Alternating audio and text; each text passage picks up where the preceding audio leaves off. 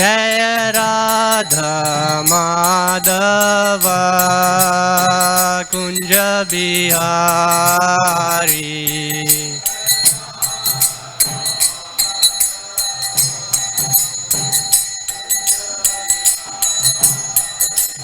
जय गोपी जन वल्लभ गिरिवरधारी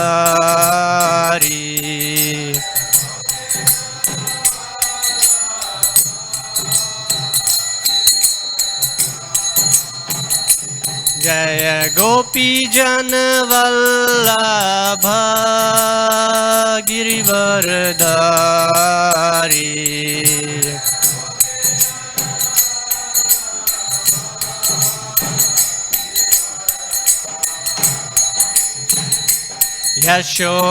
यशोदानंदन ब्रज जन रंजन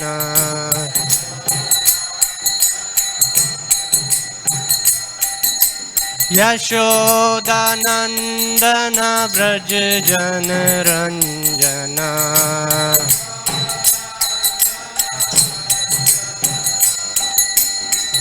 यमुना तीर वनचारी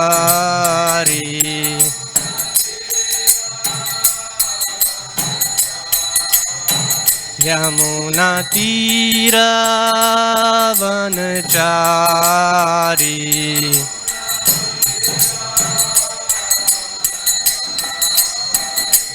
जय राधा माधव कुंज बिहारी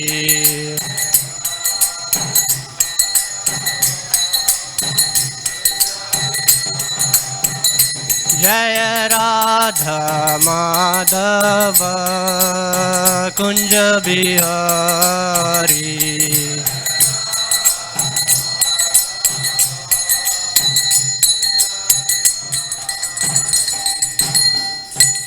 जय ओम विष्णुपाद परमहंस परिव्राजकाचार्य स्तोत्र सत अभय चरणारविंद भक्ति वेदांता स्वामी शील प्रभुपाद की जय। जय ओम विष्णुपाद परमहंस परिव्राजकाचार्य स्तोत्र सत श्री श्रीमद् भक्ति सिद्धांत सरस्वती ठाकुर गोस्वामी महाराज प्रभुपाद की जय। इस्कॉन फाउंडराचार्य बीवीटी फाउंडराचार्य शील प्रभुपाद की जय। ग्रंथराज श्रीमद् भागवतम की जय। निताय गौर प्रेमानंदी हरि हरि बोल। All glories to the assembled devotees, Hare Krishna. All glories to the assembled devotees, Hare Krishna. All glories to the assembled devotees, Hare Krishna. All glories to Shri Shri Guru and Gauranga.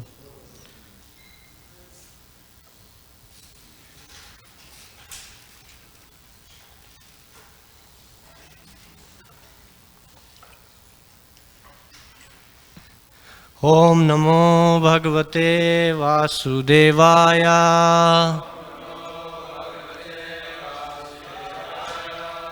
Om Namo Bhagavate Vasudevaya.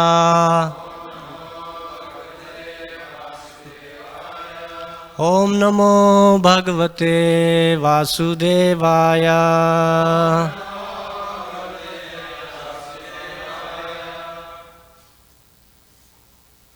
Hare Krishna. Continue reading from Srimad Bhagavatam. Canto 3, Chapter 13, The Appearance of Lord Varaha. Today we have text 35.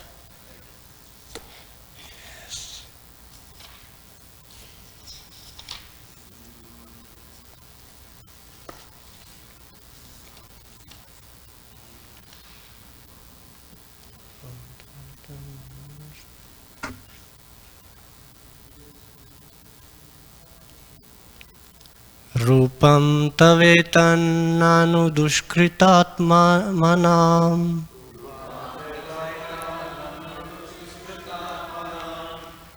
दूरदर्शनं देव यद् अद्वरात्मकम्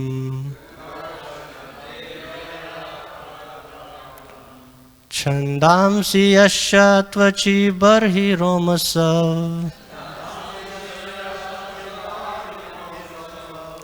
आज्यं दृशित्वा अङ्घ्रिषु चातुर्होत्रम्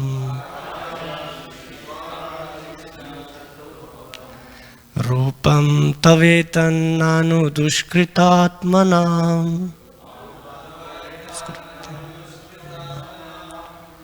दूरदर्शनं देव यद् अध्वरात्मकम्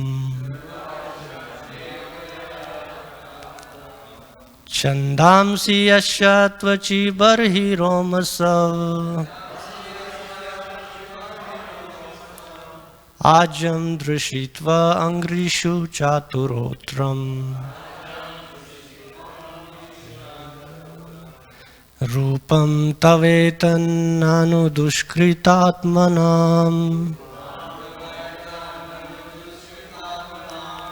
दूरदर्शनं देव यद् अध्वरात्मकम् छन्दांसि यस्य त्वचि बर्हिरोमसौ आज्यं दृशित्वा अङ्घ्रिषु चातुर्होत्रम्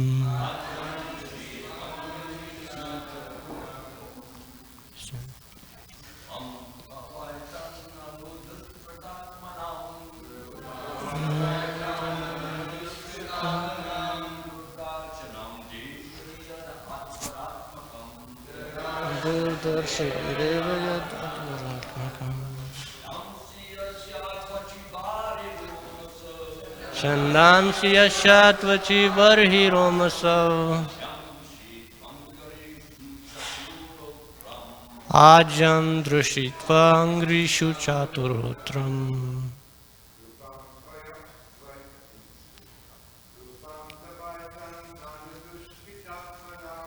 रूपं तवेतन्नानु दुष्कृतात्मनाम्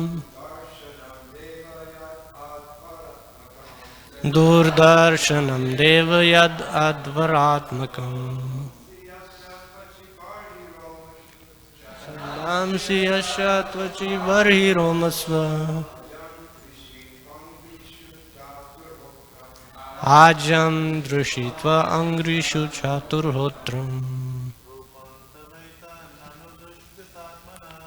रूपं तवेतन्नानु दुष्कृतात्मनाम् दूरदर्शनं देव यद् अध्वरात्मकम् छन्दांसि यस्य त्वचि बर्हिरोमसौ आज्यं दृशित्वा अङ्घ्रिषु चातुर्होत्रम् रूपं तवेतन्नानु दुष्कृतात्मनाम्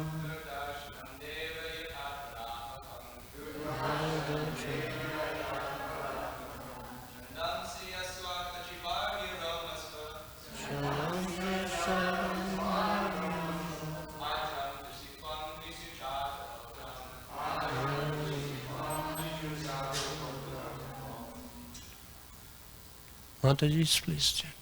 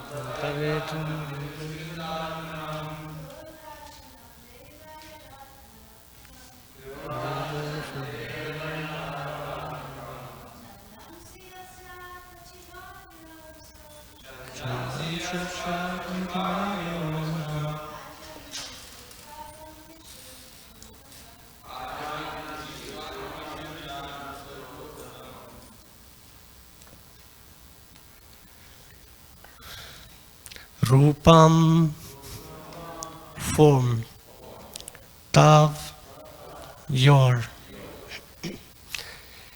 etat, this, nanu, but, dushkrita atmanam, of souls who are simply miscreants. Durdarshanam, very difficult to see. Deva, O Lord, yat, that, advara atmakam, worshipable by performances of sacrifice. Chandamasi, the Gayatri mantra, and others. Yasha, whose, Tvachi, touch of the skin. Barhi, sacred grass called Kusha. Romashu, hairs on the body. Ajam, clarified butter. Drishi, in the eyes. Tu, also. Angrishu, on the four legs. Chatu hotram, four kinds of fruitive activities. Translation and purport by His Divine Grace Abhay Charnarvind Bhaktivedanta Swami Prabhupada Srila Prabhupada Ki Jai. Translation. O Lord, your form is worshipable by performances of sacrifice, but souls who are simply miscreants are unable to see it. All the Vedic hymns, Gayatri and others, are in the touch of your skin. In your bodily hairs is the kusha grass. In your eyes is the clarified butter. And in your four legs are the four kinds of fruitive activities. Purport. There is a class of miscreants who are known in the words of Bhagavad Gita as Vedavadi, or so-called strict followers of the Vedas. They do not believe in the incarnation of the Lord. What to speak of the Lord's incarnation as the worshipable hug? They describe worship of the different forms or incarnations of the Lord as anthropomorphism. In the estimation of Srimad Bhagavatam, these men are miscreants. And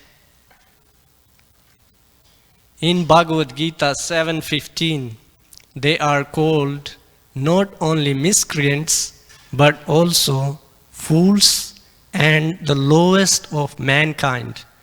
And it is said that their knowledge has been plundered by illusion due to their atheistic temperament. For such condemned persons, the Lord's incarnation as the gigantic hug is invisible. These strict followers of the Vedas who despise the eternal forms of the Lord may know from Srimad Bhagavatam that such incarnations are personified forms of the Vedas. Lord boar's skin, his eyes, and his bodily hair holes are all described here as different parts of the Vedas. He is therefore the personified form of the Vedic hymns, and specifically the Gayatri mantra. Om Jnanatimirandasya Jnananjana Shalakaya Chakshurun Militam Yena Tasmai Shri Gurve Namah Shri Chaitanya Manobishtam Sapitam Yena Bhutale Swayam Rupa Kadamayam Dadati Swapadantikam Jai Shri Krishna Chaitanya Prabhu Nityananda Shri Advaita Gadadhar Shivasadi Gora Bhakta Vrinda Hare Krishna, Krishna Krishna, Hare Hare, Hare Rama, Rama Rama, Hare Hare. Panchakalpa tarubhescha kripa sindhubhya eva cha patitanam pavnebhyo vaishnavebhyo namo namo. Hare Krishna.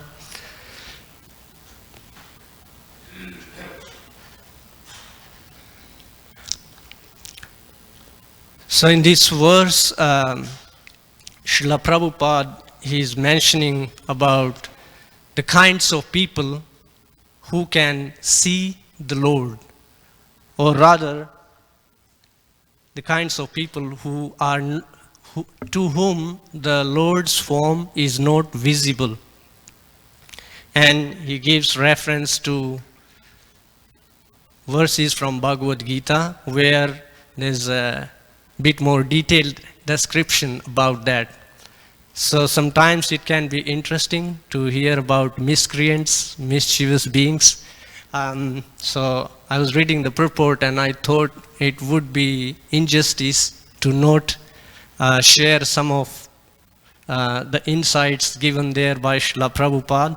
But before that, we can understand previous verses. We heard how the great personalities in the universe following Lord Brahma and all the other demigods, they could recognize that this gigantic form of hog is actually the Supreme Personality of Godhead, and who has appeared to help us in our difficult situation where the earth was submerged in the Garbhodaka ocean due to demoniac activities by Hiranyaksha.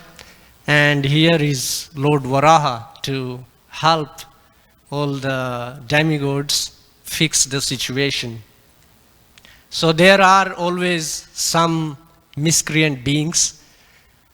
Even in present world we can see generally people follow like the laws enforced by government, but still there are many people, somehow or other they decide not to, or for various reasons they are not able to follow it. And that's where the law enforcement comes in. So here we see Lord himself, although he don't have to come, but sometimes he appears himself. Why? We heard in so many previous verses, to have exchanges with the devotees. And we can understand from Bhagavad Gita, Krishna himself says, Bhaktya mam abhijanati. So to actually, many people want to see God, but they do not know that to actually see God, one have to become a devotee. One has to have love for God. Someone you have love for, that person will be happy to see you. But someone you don't have love for, that person may not be so open to see that someone else. There is this pastime in Mahabharata where Duryodhana, he organized a big feast and he invited Lord Krishna to the feast. And Lord Krishna, he did not go. Duryodhana is a powerful king and they also related through family relations, but still Krishna did not go. Later Duryodhana saw Krishna and he asked him, I arranged such a big feast and you didn't come. So Lord Krishna mentioned to Duryodhana that there has to be two things for someone to come to a feast.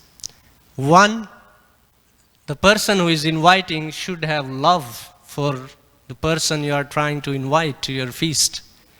And the second, the person, he should have some appetite to come and honor the feast you are offering.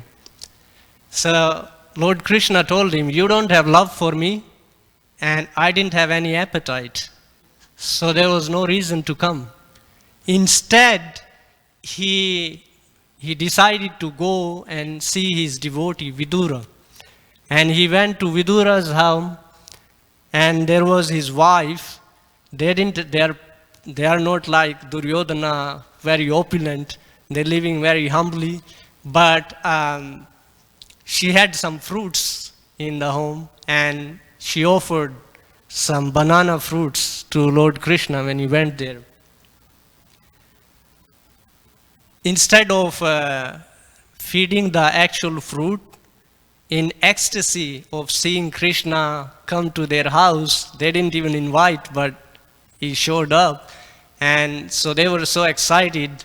Vidur's wife, she was feeding him the banana peel, and Krishna was happily eating it. But then Vidura came and he was like, what are you doing? Do you see what are you doing? And Krishna indicated to Vidura, don't disturb her, she is in a trance. So he kept eating the peel. And then later when Vidura mentioned, she stopped giving the peel and she started giving the actual fruit. And Krishna didn't want it anymore. So we can see, he didn't have appetite, but he was appreciating her intense devotion, intense love for Krishna. So that's how devotees, they are able to relate to God. They are able to see God face to face. In one of the purports in the 3rd chapter of Bhagavatam, Srila Prabhupada mentions, just by hearing Srimad Bhagavatam, one can see Krishna face to face in the pages of Srimad Bhagavatam. So that's the power of these books. The devotees, they are giving us access to see Krishna. But, like Srila Prabhupada mentions here, there are many miscreants. And Krishna actually gives a list. There are 4 kinds of miscreants. So we will discuss some of them. It's interesting to see, because I don't know about all of you, but I was definitely one of those, still trying to work on those qualities. So it's in chapter 7, text 15. There is a list of 4 types of miscreants. We're going to discuss that because it's very relevant to this verse. And that way we can also appreciate Srila Prabhupada's purport there. Namam dushkritino mudha prapadyante naradhama maya apharta jnana asuram bhavam ashrita. So there is 4 different types.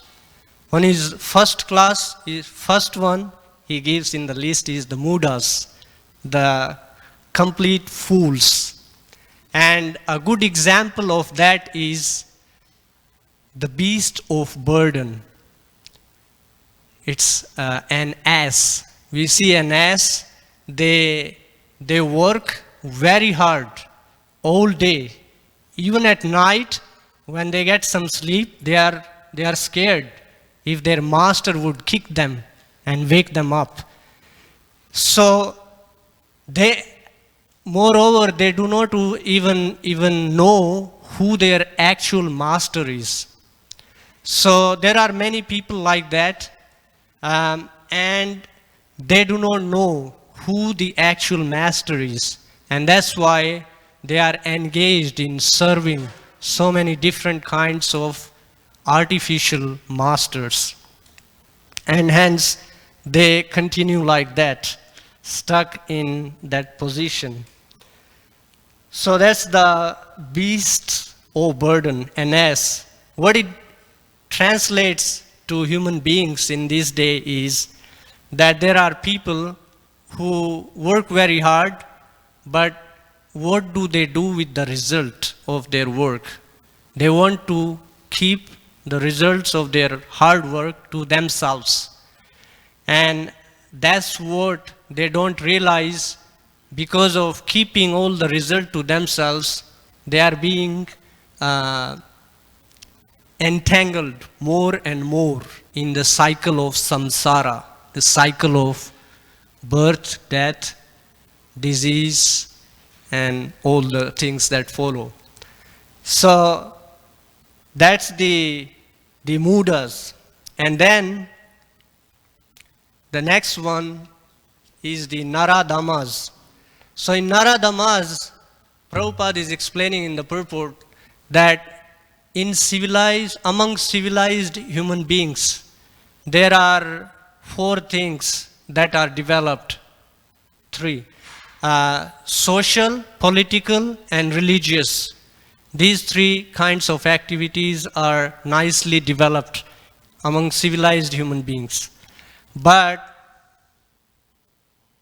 uncivilized human beings, they have only developed social and political. And even we can see the social situation these days, it's not really very developed. We can see so many people, they are not living in a pretty healthy environment, in a healthy situation. And even within our surroundings, we can see some people are just out on the street. There is no shelter and there is no food. I have personally seen also some people, they are like looking for food in the trash, and it's very bad situation. So we can understand, no matter there is so much scientific development or different, we have big buildings, but still there is many people, they are still living even below the standard of animals.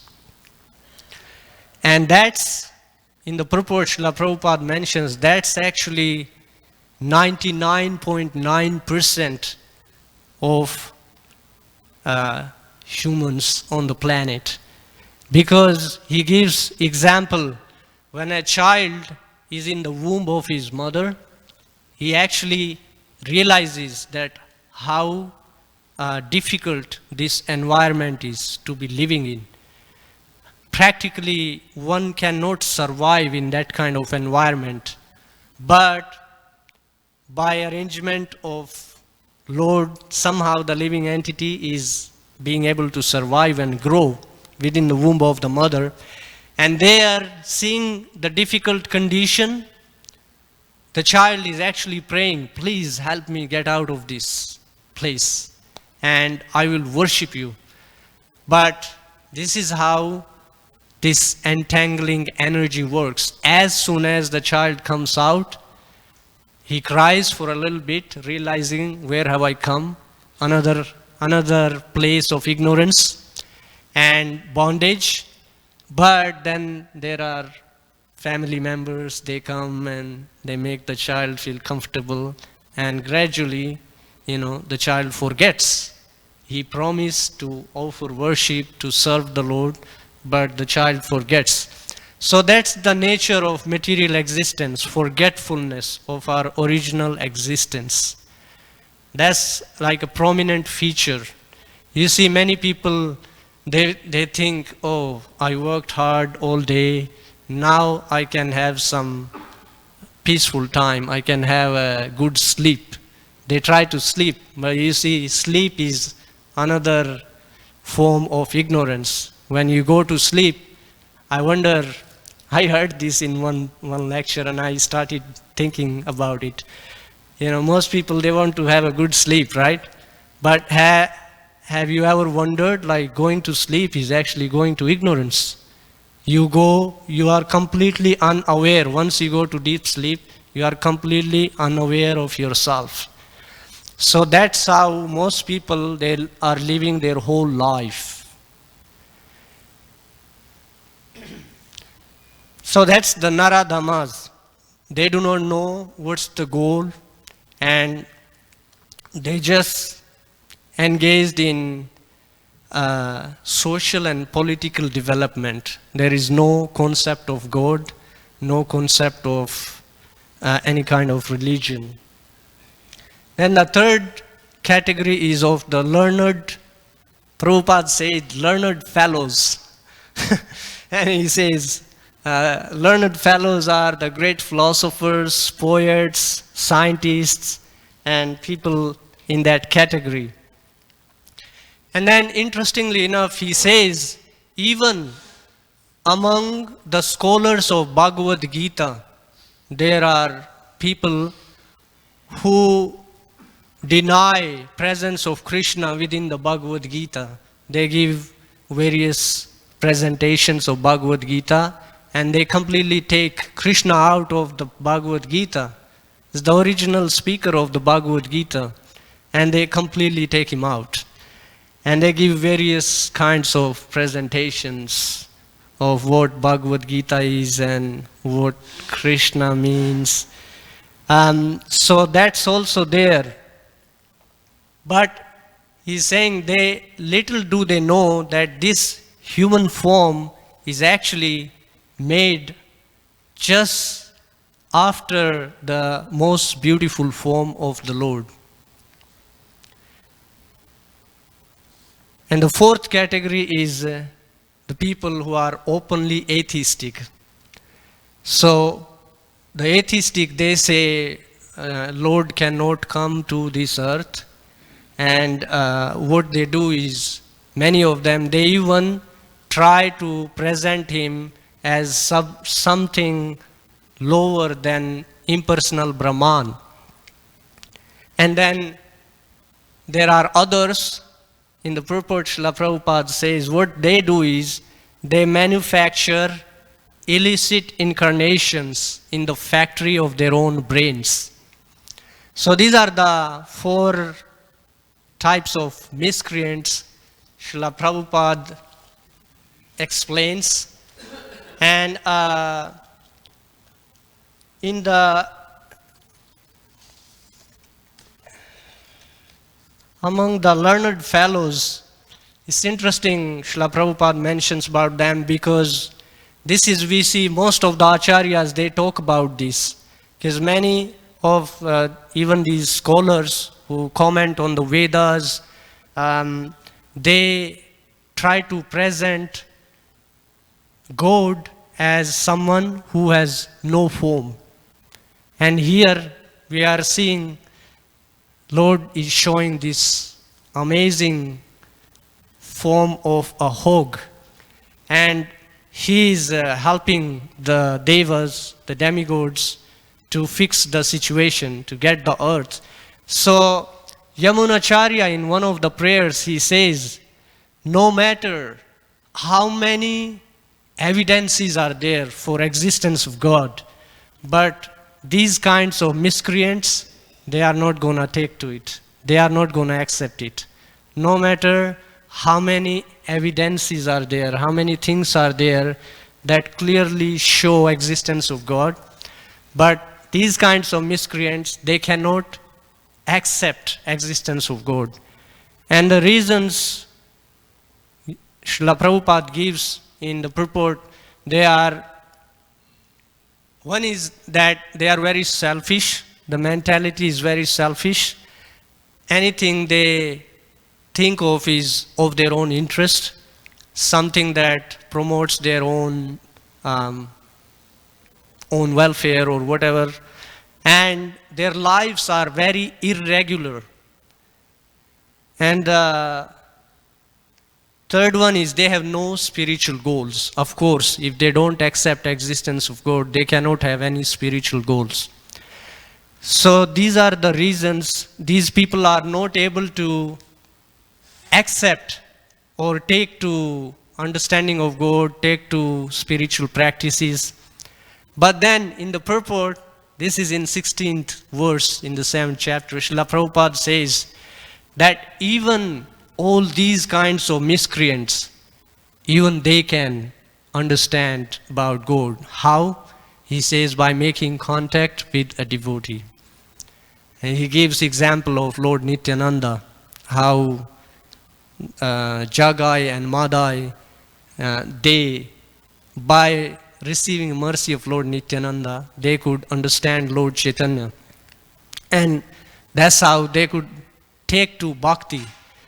So similarly, we can see in our own examples how by coming in contact with Srila Prabhupada, hearing about Krishna, about Bhagavad Gita, about Srimad Bhagavatam, about Lord Chaitanya, we have somehow or other we have taken to this practice and trying to understand these concepts and not only understand but purify ourselves by engaging in these practices.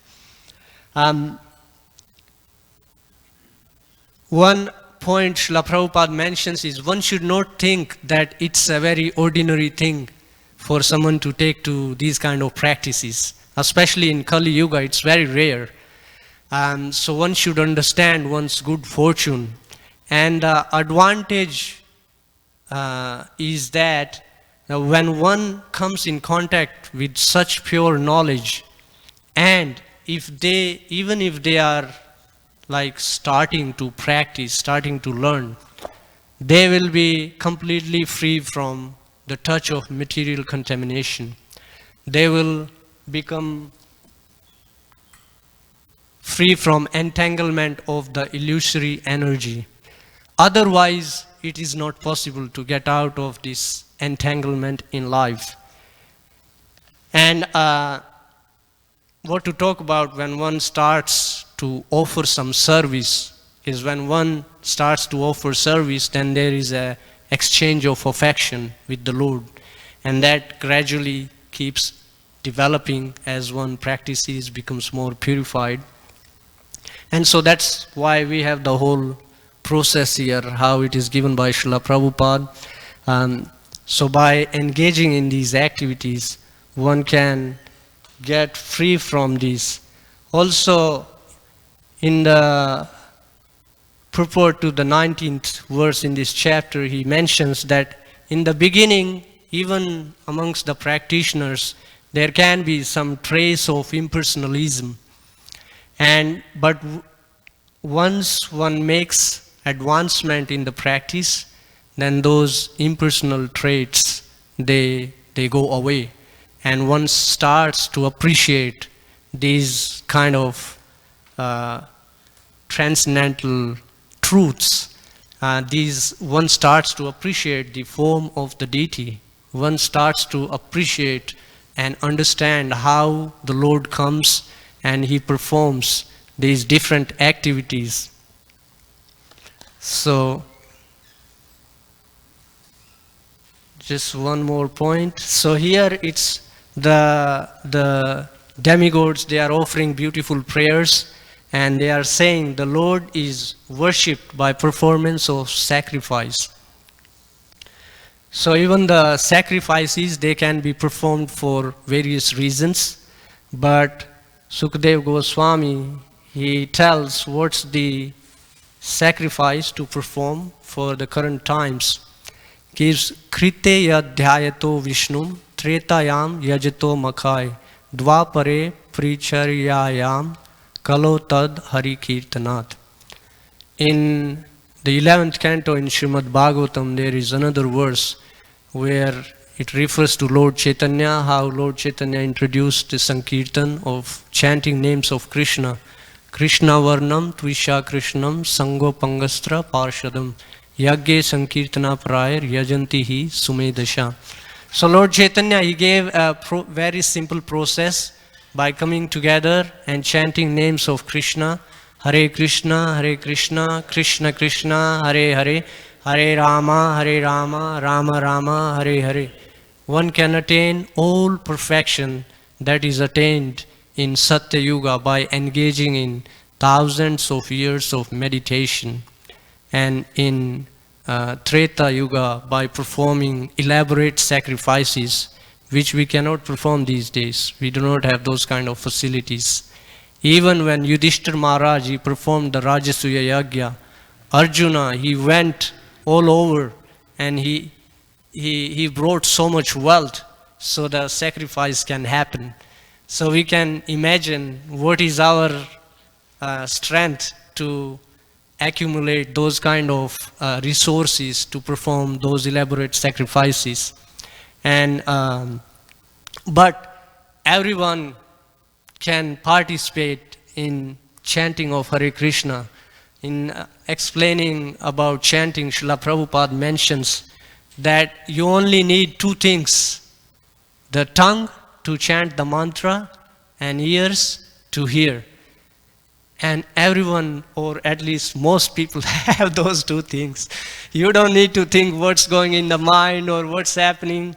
All we need to do is chant the mantra and hear the mantra. So just by engaging in this simple activity, we can start to understand and appreciate these different forms of the Lord, and we can become free from these miscreant qualities. Of course, all of us, we are very fortunate. We have made contact with Srila Prabhupada and his teachings and his followers. But we can also extend this fortune to others, and that way we can become even more fortunate. So, thank you very much. Grantaraj Srimad Bhagavatam ki jai, Srila Prabhupada ki jai.